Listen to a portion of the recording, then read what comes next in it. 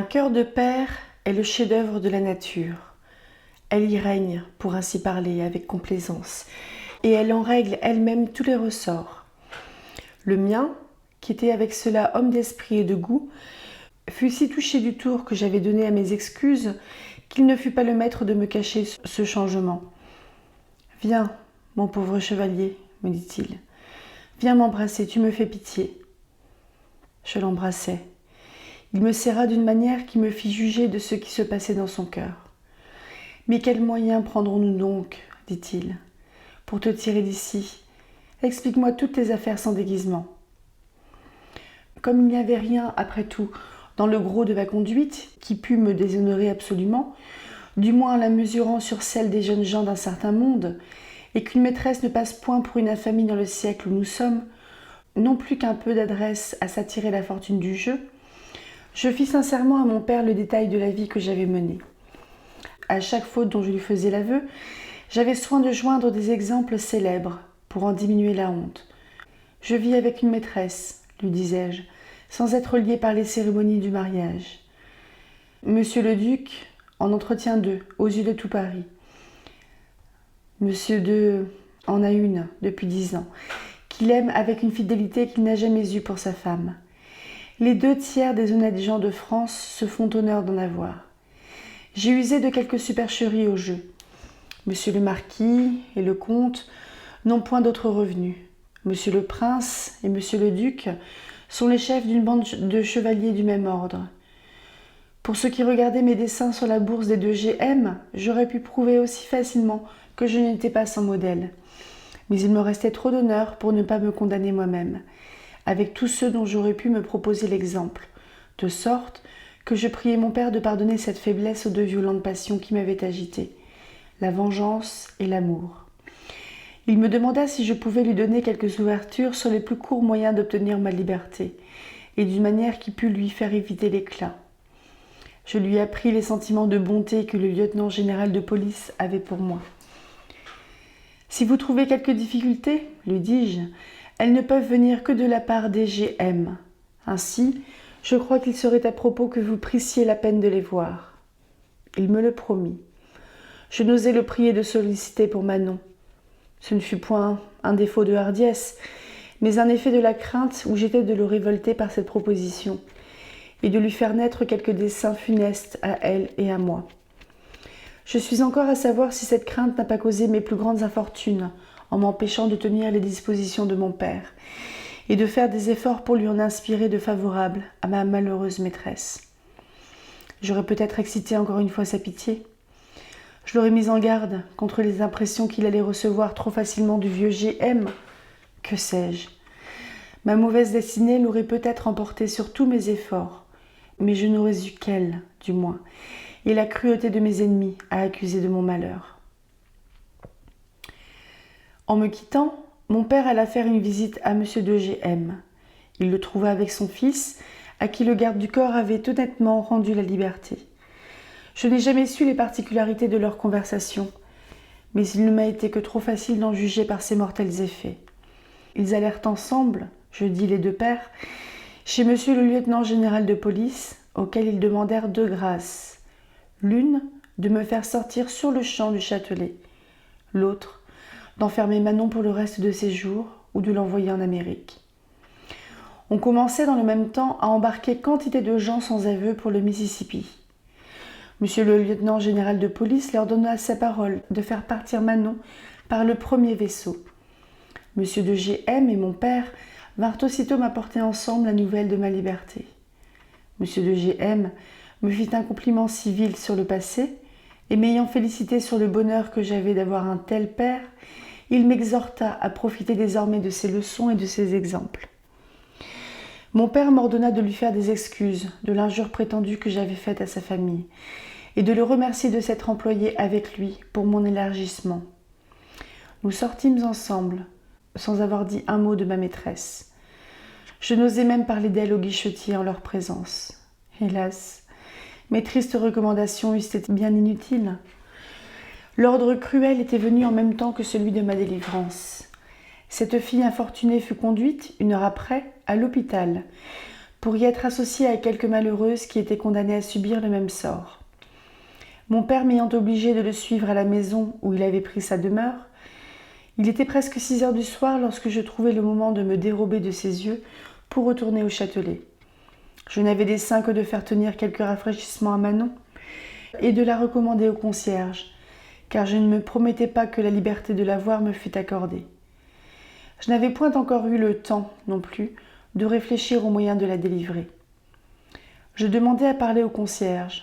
Il avait été content de ma libéralité et de ma douceur, de sorte qu'ayant quelque disposition à me rendre service, il me parla du sort de Manon comme d'un malheur dont il avait beaucoup de regrets parce qu'il pouvait m'affliger.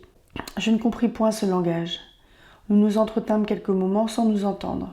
À la fin, s'apercevant que j'avais besoin d'une explication, il me la donna, telle que j'ai déjà eu horreur de vous la dire, et que j'ai encore de la répéter.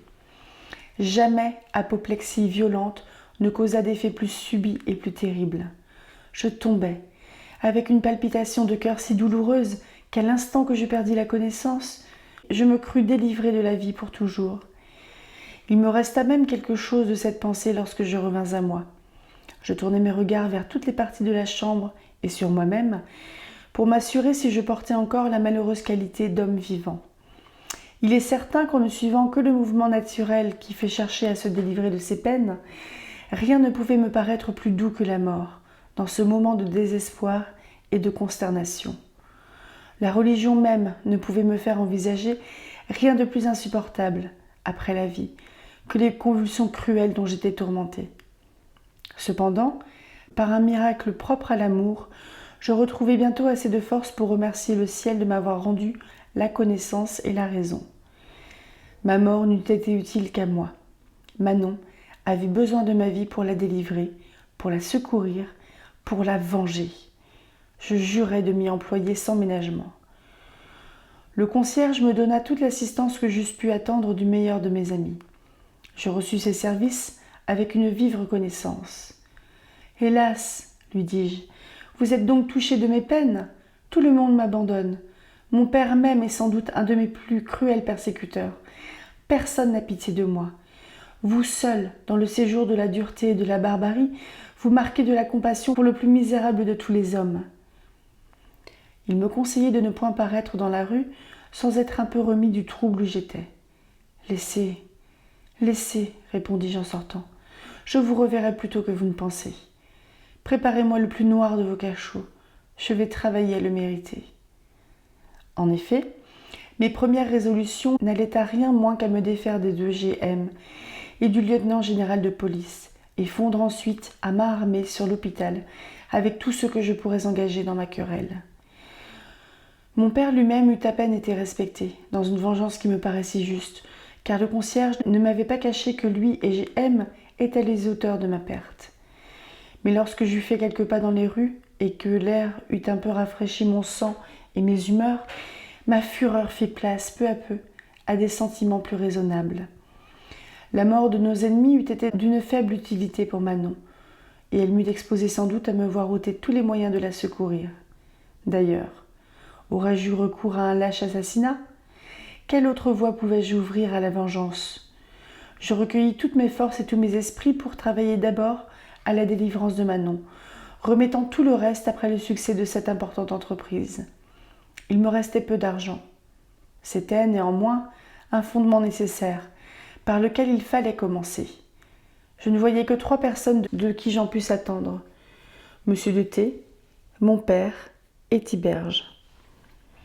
Il y avait peu d'apparence d'obtenir quelque chose des 2 derniers, et j'avais honte de fatiguer l'autre par mes importunités. Mais ce n'est point dans le désespoir qu'on garde des ménagements.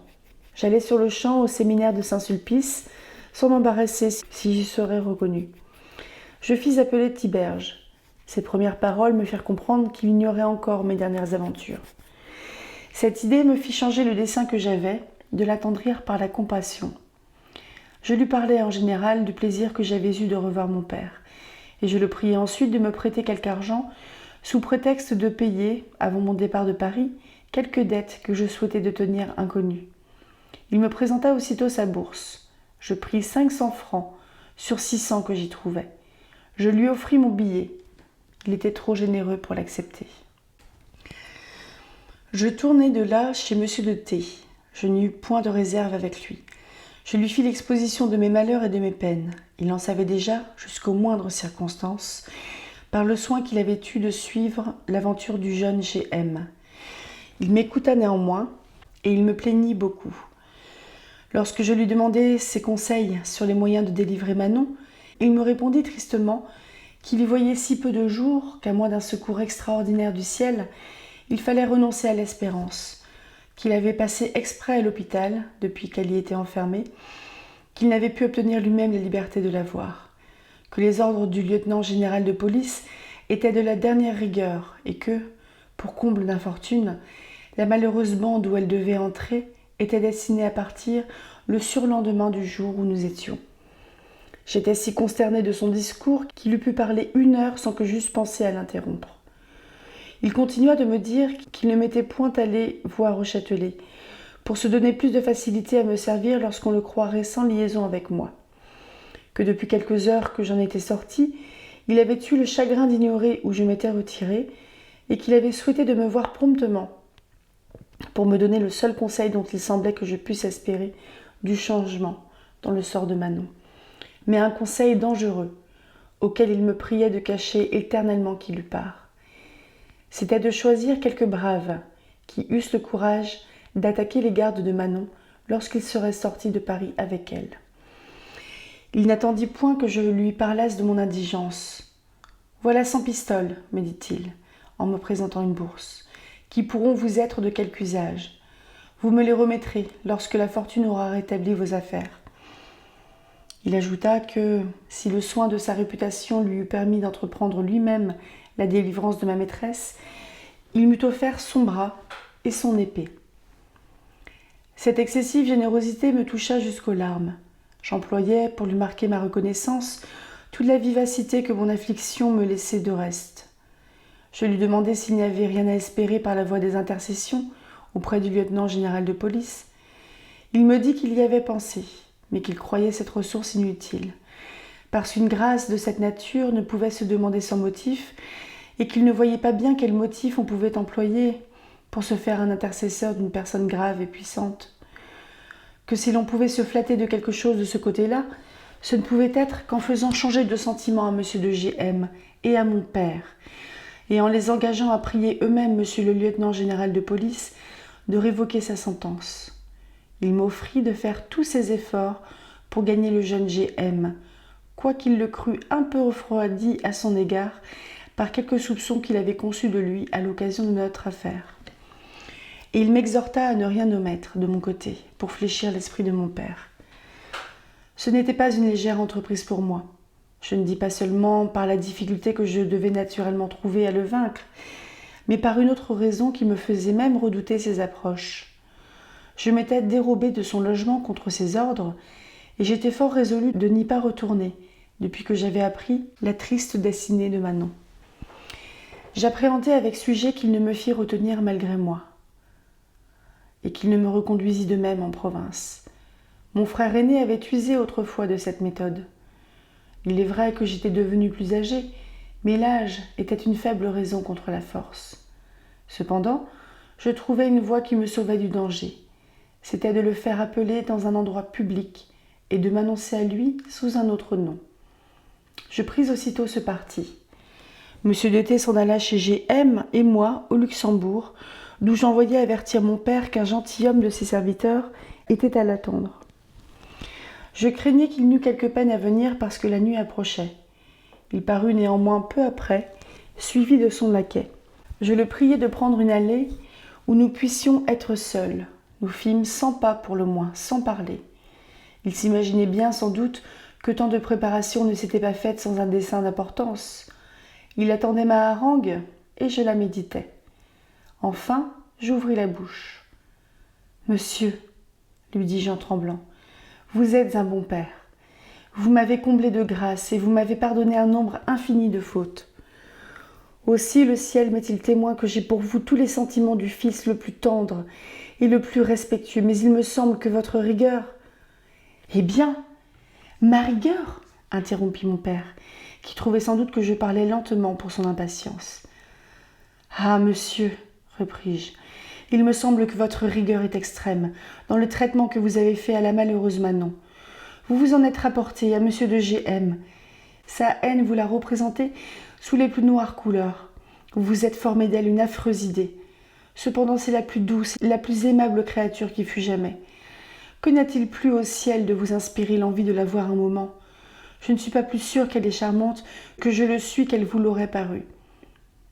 Vous auriez pris parti pour elle, vous auriez détesté les noirs artifices de G.M., vous auriez eu compassion d'elle et de moi. Hélas, j'en suis sûre, votre cœur n'est pas insensible, vous vous seriez laissé attendrir. » Il m'interrompit encore, voyant que je parlais avec une ardeur qui ne m'aurait pas permis de finir si tôt. Il voulut savoir à quoi j'avais dessein d'en venir par un discours si passionné.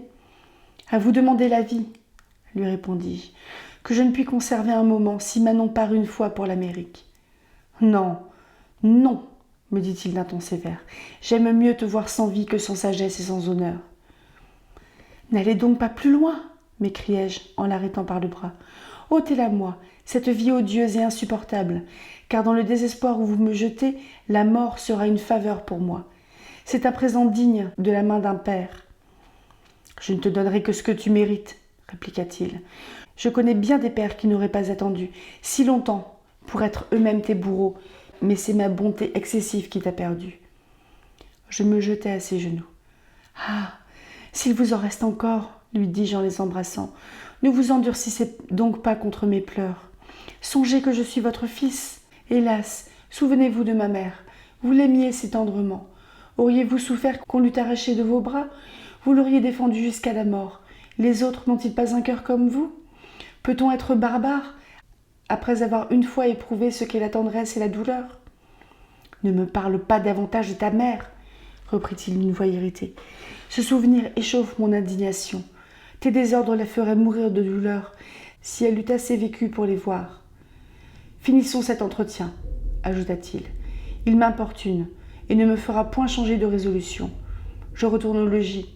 Je t'ordonne de me suivre. Le ton sec et dur avec lequel il m'intima cet ordre me fit trop comprendre que son cœur était inflexible. Je m'éloignai de quelques pas, dans la crainte qu'il ne lui prît de m'arrêter de ses propres mains. « N'augmentez pas mon désespoir, lui dis-je, en me forçant de vous désobéir. Il m'est impossible que je vous suive. Il ne l'est pas moins que je vive, après la dureté avec laquelle vous me traitez.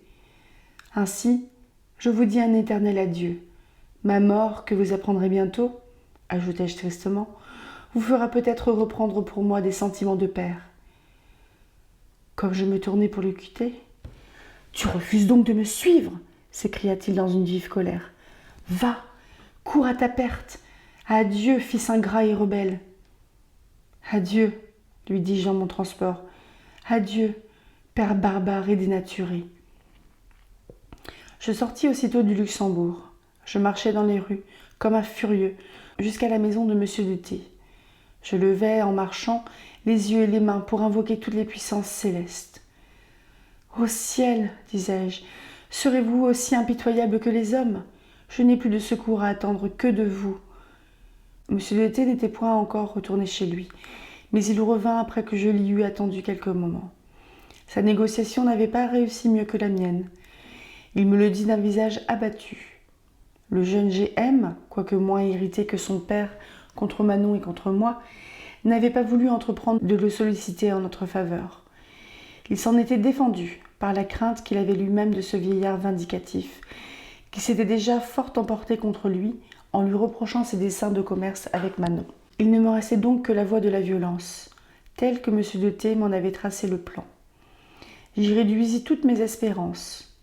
« Elles sont bien incertaines, » lui dis-je, « mais la plus solide et la plus consolante pour moi est celle de périr du moins dans l'entreprise. » Je le quittai, en le priant de me secourir par ses vœux, et je ne pensais plus qu'à m'associer des camarades à qui je pusse communiquer une étincelle de mon courage et de ma résolution. Le premier qui s'offrit à mon esprit fut le même garde du corps que j'avais employé pour arrêter G.M. J'avais dessein aussi d'aller passer la nuit dans sa chambre, n'ayant pas eu l'esprit assez libre pendant l'après-midi pour me procurer un logement.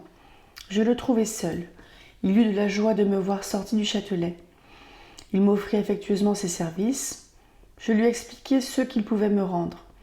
Il avait assez de bon sens pour en apercevoir toutes les difficultés, mais il fut assez généreux pour entreprendre de les surmonter. Nous employâmes une partie de la nuit à raisonner sur mon dessein. Il me parla des 3 soldats aux gardes dont il s'était servi dans la dernière occasion, comme de 3 braves à l'épreuve. M. de T m'avait informé exactement du nombre des archers qui devaient conduire Manon. Il n'était que 6. 5 hommes hardis et résolus suffisaient pour donner l'épouvante à ces misérables, qui ne sont point capables de se défendre honorablement lorsqu'ils peuvent éviter le péril du combat par une lâcheté. Comme je ne manquais point d'argent, le garde du corps me conseilla de ne rien épargner pour assurer le succès de notre attaque. « Il nous faut des chevaux, me dit-il, avec des pistolets, et chacun notre mousqueton. Je me charge de prendre demain le soin de ces préparatifs. Il faudra aussi 3 habits communs pour nos soldats, qui n'oseraient paraître dans une affaire de cette nature avec l'uniforme du régiment. » Je lui mis entre les mains les 100 pistoles que j'avais reçues de M. de T. Elles furent employées le lendemain jusqu'au dernier sol. Les 3 soldats passèrent en revue devant moi. Je les animai par de grandes promesses, et pour leur ôter toute défiance, je commençai par leur faire présent à chacun de 10 pistoles. Le jour de l'exécution étant venu, j'en envoyai un de grand matin à l'hôpital pour s'instruire, par ses propres yeux, du moment auquel les archers partiraient avec leur proie. Quoique je n'eusse pris cette précaution que par un excès d'inquiétude et de prévoyance, il se trouva qu'elle avait été absolument nécessaire. J'avais compté sur quelques fausses informations qu'on m'avait données de leur route, et m'étant persuadé que c'était à La Rochelle que cette déplorable troupe devait être embarquée, j'aurais perdu mes peines à l'attendre sur le chemin d'Orléans. Cependant, je fus informé par le rapport du soldat aux gardes qu'elle prenait le chemin de Normandie, et que c'était du Havre de Grâce qu'elle devait partir pour l'Amérique. Nous nous rendîmes aussitôt à la porte Saint-Honoré, observant de marcher par des rues différentes. Nous nous réunîmes au bout du faubourg. Nos chevaux étaient frais. Nous ne tardâmes point à découvrir les 6 gardes et les 2 misérables voitures que vous vîtes à Passy, il y a 2 ans. Ce spectacle faillit de m'ôter la force et la connaissance. « Ô fortune !» m'écriai-je, « fortune cruelle ! Accorde-moi ici, du moins, la mort ou la victoire. » Nous tînmes conseil un moment sur la manière dont nous ferions notre attaque. Les archers n'étaient guère plus de 400 pas devant nous, et nous pouvions les couper en passant au travers d'un petit champ, autour duquel le grand chemin tournait. Le garde du corps fut d'avis de prendre cette voie pour les surprendre en fondant tout d'un coup sur eux. J'approuvai sa pensée, et je fus le premier à piquer mon cheval. Mais la fortune avait rejeté impitoyablement mes vœux. Les archers, voyant 5 cavaliers accourir vers eux, ne doutèrent point que ce ne fût pour les attaquer. Ils se mirent en défense, en préparant leurs baïonnettes et leurs fusils d'un air assez résolu. Cette vue, qui ne fit que nous animer le garde du corps et moi, ôta tout d'un coup le courage à nos 3 lâches compagnons. Ils s'arrêtèrent comme de concert, et s'étant dit entre eux quelques mots que je n'entendis point, ils tournèrent la tête de leurs chevaux pour reprendre le chemin de Paris à bride abattue. « Dieu !» me dit le garde du corps, qui paraissait aussi éperdu que moi de cette infâme désertion. « Qu'allons-nous faire ? Nous ne sommes que 2. » J'avais perdu la voix, de fureur et d'étonnement. Je m'arrêtais, incertain si ma première vengeance ne devait pas s'employer à la poursuite et au châtiment des lâches qui m'abandonnaient. Je les regardais fuir et je jetais les yeux de l'autre côté sur les archers. S'il m'eût été possible de me partager, j'aurais fondu tout à la fois sur ces 2 objets de ma rage. Je les dévorais tous ensemble. Le garde du corps, qui jugeait de mon incertitude par le mouvement égaré de mes yeux, me pria d'écouter son conseil. « N'étant que 2, me dit-il, il y aurait de la folie à attaquer 6 hommes, aussi bien armés que nous, et qui paraissent nous attendre de pied ferme. Il faut retourner à Paris et tâcher de réussir mieux dans le choix de nos braves. Les archers ne sauraient faire de grandes journées avec 2 pesantes voitures. Nous les rejoindrons demain, sans peine. » Je fis un moment de réflexion sur ce parti, mais ne voyant de tous côtés que des sujets de désespoir, je pris une résolution véritablement désespérée. Ce fut de remercier mon compagnon de ses services. Et loin d'attaquer les archers, Je résolus d'aller avec soumission, les prier de me recevoir dans leurs troupes pour accompagner Manon avec eux jusqu'au Havre de Grâce et passer ensuite au-delà des mers avec elle. Tout le monde me persécute ou me trahit, dis-je au garde du corps. Je n'ai plus de fonds à faire sur personne, je n'attends plus rien, ni de la fortune, ni du secours des hommes. Mes malheurs sont au comble, il ne me reste plus que de m'y soumettre. Ainsi, je ferme les yeux à toute espérance. Puisse le ciel récompenser votre générosité. Adieu, je vais aider mon mauvais sort à consommer ma ruine, en y courant moi-même volontairement. Il fit inutilement ses efforts pour m'engager à retourner à Paris. Je le priai de me laisser vivre mes résolutions et de me quitter sur le champ, de peur que les archers ne continuassent de croire que notre dessein était de les attaquer. J'allais seul vers eux, d'un pas lent, et le visage si consterné qu'ils ne durent rien trouver d'effrayant dans mes approches. Ils se tenaient néanmoins en défense. « Rassurez-vous, messieurs, leur dis-je en les abordant. Je ne vous apporte point la guerre, je viens vous demander des grâces. » Je les priai de continuer leur chemin sans défiance, et je leur appris en marchant les faveurs que j'attendais d'eux. Ils consultèrent ensemble de quelle manière ils devaient recevoir cette ouverture. Le chef de la bande prit la parole pour les autres. Il me répondit que les ordres qu'ils avaient de veiller sur leurs captives étaient d'une extrême rigueur, que je lui paraissais néanmoins si joli homme que lui et ses compagnons se relâcheraient un peu de leur devoir. Mais que je devais comprendre qu'il fallait qu'il m'en coûtât quelque chose. Il me restait environ 15 pistoles. Je leur dis naturellement en quoi consistait le fond de ma bourse. « Eh bien, me dit l'archer, nous en userons généreusement. Il ne vous coûtera qu'un écu par heure pour entretenir celle de nos filles qui vous plaira le plus. C'est le prix courant de Paris. » Je ne leur avais pas parlé de Manon en particulier, parce que je n'avais pas dessein qu'ils connussent ma passion. Ils s'imaginèrent d'abord que ce n'était qu'une fantaisie de jeune homme, qui me faisait chercher un peu de passe-temps avec ces créatures. Mais lorsqu'ils crurent s'être aperçus que j'étais amoureux, ils augmentèrent tellement le tribut que ma bourse se trouva épuisée en partant de Mantes, où nous avions couché, le jour que nous arrivâmes à Passy. Vous dirai-je, quel fut le déplorable sujet de mes entretiens avec Manon pendant cette route, ou quelle impression sa vue fit sur moi lorsque j'eus obtenu des gardes la liberté d'approcher de son chariot. Les expressions ne rendent jamais qu'à demi les sentiments du cœur. Mais figurez-vous, ma pauvre maîtresse, enchaînée par le milieu du corps, assise sur quelques poignées de paille, la tête appuyée languissamment sur un côté de la voiture, le visage pâle et mouillé d'un ruisseau de larmes qui se faisait un passage au travers de ses paupières, quoiqu'elle eût continuellement les yeux fermés. Elle n'avait pas même eu la curiosité de les ouvrir lorsqu'elle avait entendu le bruit de ses gardes, qui craignaient d'être attaqués. Son linge était sale et dérangé, ses mains délicates exposées à l'injure de l'air. Enfin, tout se composait charmant, cette figure capable de ramener l'univers à l'idolâtrie, paraissait dans un désordre et un abattement inexprimables. J'employai quelque temps à la considérer, en allant à cheval à côté du chariot. J'étais si peu à moi-même que je fus sur le point plusieurs fois de tomber dangereusement. Mes soupirs et mes exclamations fréquentes m'attirèrent d'elle quelques regards. Elle me reconnut, et je remarquai que, dans le premier mouvement, elle tenta de se précipiter hors de la voiture pour venir à moi. Mais étant retenue par sa chaîne, elle retomba dans sa première attitude. Je priai les archers d'arrêter un moment par compassion. Ils y consentirent, par avarice. Je quittai mon cheval pour m'asseoir auprès d'elle.